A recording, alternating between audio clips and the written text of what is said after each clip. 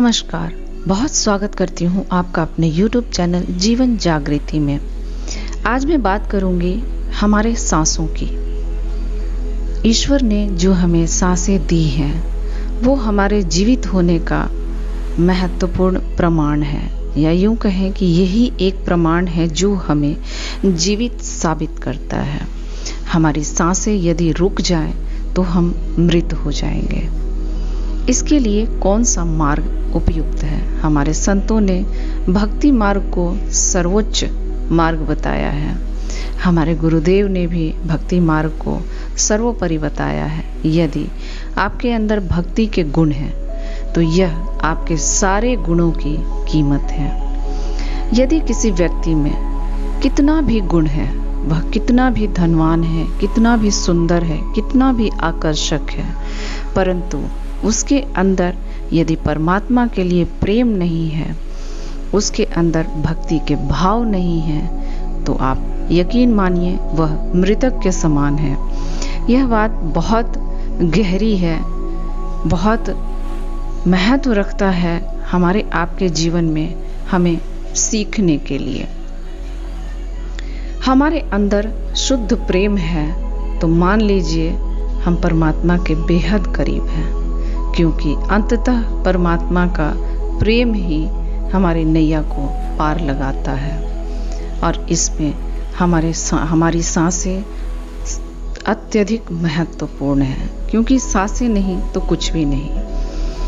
बड़े मुश्किलों से हमें मनुष्य योनि प्राप्त होती है। यह मनुष्य तन आपको इतनी मुश्किलों से मिलता है जो आपको याद नहीं रहता है। यानी जब हम आते हैं तो ऐसे अनेकों वादे ईश्वर से करके आते हैं कि मनुष्य तन हमें दीजिए, मैं ये करूँगा या ये करूँगी। बहुत सारे ऐसे वादे निभाने के लिए आप बहुत सारे कस्में खाते हैं और यहाँ आकर अंततः भूल जाते हैं, क्योंकि हमारे सामाजिक वातावरण ऐसे होते हैं जो हमें भूलने पे मजबूर कर देते हैं। यही होता है प्रारब्ध का स्वरूप।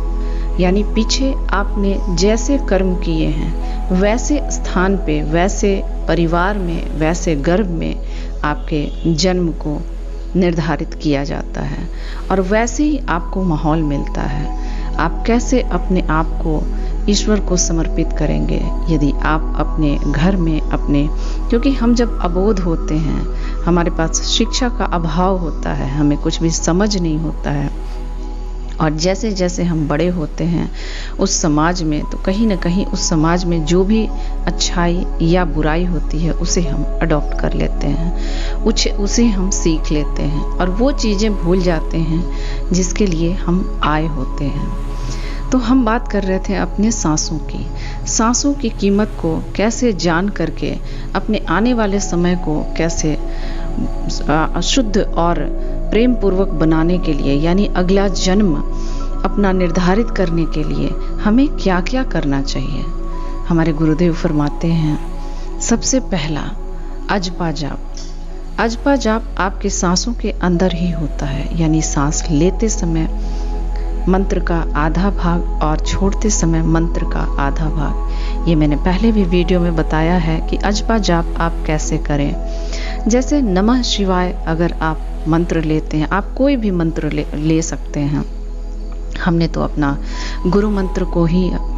गुरु मंत्र को ही साधित किया है। आप कोई दूसरा मंत्र भी लेना चाहें तो ले सकते हैं। आप नमः शिवाय भी, यदि कुछ समझ नहीं आता है तो शिव को अपना गुरु बनाएं। इस जीवन में मनुष्य तन में गुरु को धारण करना बहुत ही आवश्यक है। लेकिन हाँ, गुरु कैसा? गुरु वो जो आपको भव सागर से पार उतारे, आपको अपने जीवन में कल्याण कराए, आपकी आत्मा की शुद्धता पर विशेष ध्यान दे।